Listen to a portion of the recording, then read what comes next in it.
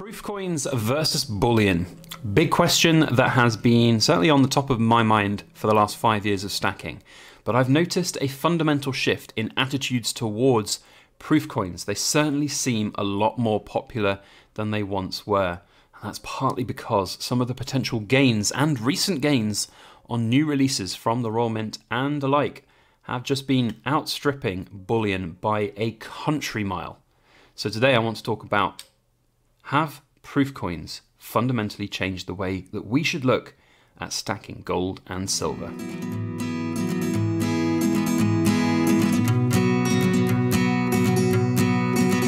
Hello everybody, Backyard Bullion here, and a warm welcome to you all joining me for another precious metal ramble. Now today I want to talk about proof coins versus bullion coins. Not the basics, because we all know, hopefully you do by now, if you don't anyway, a bullion coin is inferior to a proof coin. The proof coin is struck to a higher standard, and it's better in many different ways, but not necessarily in price. Price is often particularly high. All you got to do is take the example of the latest from the Royal Mint, the Gothic Crown, 2 ounces of silver, £260, £130 an ounce. That's a lot of money per ounce. Certainly you're not going to be stacking this stuff, but it is a collectible. It is investable most certainly, and when you see the return prices on this and other coins that are out there from the Royal Mint, from the US Mint, and others out there, Perth Mint as well, there are plenty of examples of proof coins that have gone on to do exceptionally well and far outstripping the potential gains that you might have on physical bullion, silver and gold. Now, a lot has changed over the last couple of years in my eyes, so I do want to cover what I think has changed, what I think has shifted in the market, and what I'm paying attention to as a collector and investor in coins and special editions and proof coins from places like the Royal Mint. I need to stress that this is not financial advice. I am just a guy who likes to buy shiny things and talk about them here on YouTube, so please take what I say with a pinch of salt and make up your own mind about what is right for you in your own financial situation. Now, when I started stacking silver back in 2016, it was very easy to get silver at cheap prices. Certainly percentage over spot wise, it was very cheap, and you could get it from Europe for VAT free, and it was wonderful. It was the golden era of silver, so to speak, in the United Kingdom. Spot price at like £11 an ounce, and you could buy for £12.50, £13 an ounce. It was brilliant.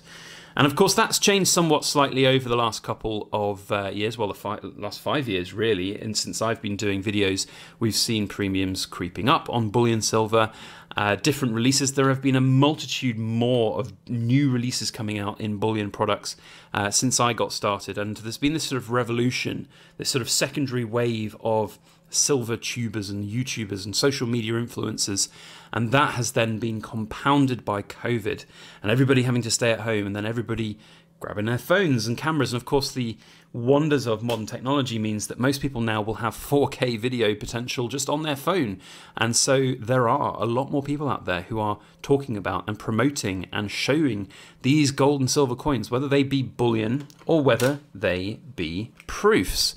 And that's had, I think, a remarkable impact on the market. I remember when back getting started, proof coins were a little bit of a, ooh, I'm not sure I want to go there kind of thing, because they really were very, very expensive relative to spot price. And of course, one of the concerns that I would have, or had I should say, was getting the money out at the other end. Now, I am very much a, as I said, investor collector. I will collect and I will invest in collectibles. That's, I think, what the best terminology is to describe my own stacking and my own kind of strategies when it comes to buying gold and silver. And I do genuinely firmly believe that if you are buying proof coins, you really do have to have a good way to look to sell them at the other end. It's going to be hard work. It's going to be requiring a lot of additional labor that perhaps you won't need with bullion grade silver. And you also need to be prepared for potential disappointment if you just go and take your proof coins to any old pawn shop or local coin store, because they will probably not give you a great deal over spot, or even they might give you spot. So there is some concern to that. And I remember back when I bought, I think my first proof coin from the Royal Mint would have been the 2017 Special Sovereign, the Pistrucci Sovereign, and I got it and it was great. And the prices, and I have to admit, freely admit that I bought that purely because there were lots of people on social media here on YouTube as well as the Silver Forum and plenty of other places, touting how good it was going to be. And to a certain extent, they were right, because it started appreciating very well in prices. And I think from memory, I sold it for approximately double what I bought it for, which was fantastic for me. I made about £450 profit. Brilliant. Done. Owned it for about 6 months and sold it, and I was very, very happy with that.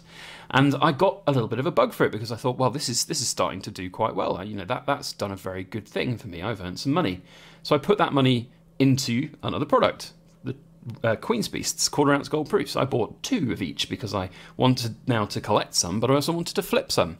And I noticed that they were exceptionally popular. Certainly in post-release times, it was easy to get those flip prices and basically make a discount for the one that you were keeping, which was great. But now I've seen a huge shift, I think, in the market, and what we have got now is this real desire for people to put money into something that is real, that is not just numbers on a screen in a bank account. So whilst there is this still thriving market for bullion grade stuff, the proof market, I think, has actually grown and expanded considerably since those early days for me even. And then if you compare it to 10 years ago, it is exceptionally different. And I think that the big mints around the world have woken up to that, and they've woken up to the social media side of things as well, and the ability for them to release products and sell products a lot more easily with some hype and hysteria, which is, can be good, can be bad, but ultimately I think there is this big fundamental shift that's happened. There are more people out there buying, there are more interest in these types of coins, and it does seem like right now, for example, with the Royal Mint, that there's a release every other day at the moment. It really does seem like there is, at least every week there's something new coming out from the Royal Mint, from their kind of commemorative coin range, which is kind of good and kind of bad. Some of them will flop, and that's an important thing to kind of remember, that whilst proof coins are potentially very good, and there are a few that are very good, like this Gothic Crown for returns, unfortunately the majority of them still are not going to yield great returns. But I do think there are more that will potentially do so, and we've definitely seen that in the last couple of years. But on the flip side, I do want to have this kind of argument to say that perhaps there is this inflated market for them, this pseudo market. It does seem a little bit, mad, or it seems definitely mad, let's be quite frank, mad, that somebody out there on the secondary market would be willing to pay £1,000 for 2 ounces of silver. But then you've only got to look back at the 3 Graces and the Una and the Lion 2-ounce silver. At its height, at the highest highs, a PF70 2-ounce Una and the Lion got over $10,000 US. That's nearly £8,000 for 2 ounces of silver. Bear in mind that was a £200 issue price as well. So I think that speaks for itself, that there is this potential kind of inflated market that's been, I want to say influenced, but I don't want to say it's done nefariously. I think that a lot of people have been caught up in some of the hype and hysteria, and to a certain extent, I think I've had some of that too. I've certainly bought more coins than I perhaps would have done, and I've bought a few proof coins from the Royal Mint that haven't really done very well at all. And I just, the 50p Winnie the Poohs and snowmen and things like that, they've really not done what I expected or wanted them to do financially. But that's fine. I'll keep them as a collection, and maybe one day they'll come good. Now that's all good and well, and proof coins do have this potential, but bullion is always going to be safer. Always going to be safer.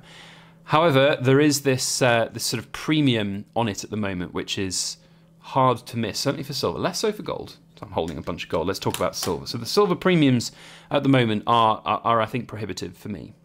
So when I look at the silver that I want to perhaps stack in 2022, we're coming to the end of 2021 now, so let's do a little bit of a look ahead to 2022. In fact, that was one of the reasons why I wanted to make this video in the first place, to talk a little bit about strategy going forwards. Now, for me, I have really stopped buying a large amount of silver for my bullion stack. It really is not, in my mind, something that's practical or feasible. There will be the odd thing that I'll buy, like these 2-ounce completers with the VAT stuck on them, those kilo completer coins too. They're more for my collection than they are as an investment. They're going to be held for a long time, and the price I paid for them ultimately should come good in the end with the VAT side of things. But again, it's like if you buy them with the VAT, you really do have to focus on how you're going to sell them at the other end. And for somebody like myself that's blessed with this incredible platform here on YouTube to be able to sell my silver is a lot easier than Joe Blog's public, and that's something not to be sort of forgotten about by anybody else who's out there looking to buy and sell their own silver. It is going to put some hard work on you if you're going to look to sell it for the best prices on the secondary market.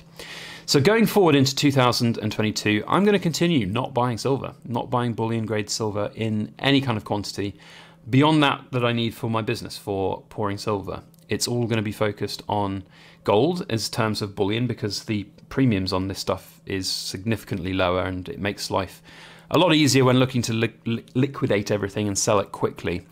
But beyond that, my budget has certainly turned towards these collectible proof coins.